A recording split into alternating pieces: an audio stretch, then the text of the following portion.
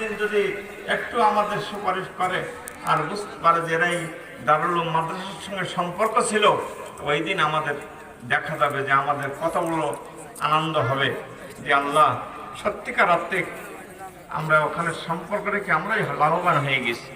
এই জন্য প্রত্যেকে চেষ্টা করব মাদ্রাসার সঙ্গে সম্পর্ক রাখার জন্য। আল্লাহ আমাদের সকলে তৌফিক দান করেন।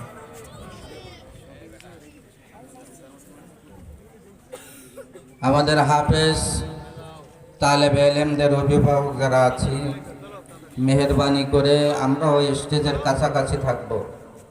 আমরা হাফেজ তালেবে ইলমদের পাগড়ির সাথে সাথে অভিভাবকদেরকে একটি তাজ পরানোর জন্য টুপি পরিধান করাই দেব ইনশাআল্লাহ।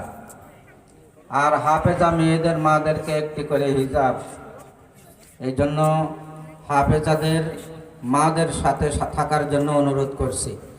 এ পর্যায়ে সংক্ষিপ্ত শুভেচ্ছা বক্তব্য প্রদানের জন্য অনুরোধ করছি সাতক্ষীরা জামিউল উলুম মাদ্রাসার সুযোগ্য মুহতামিম হযরতুল আল্লাম হাফেজ মাওলানা আব্দুল খালেক সাহেব হুজুরকে।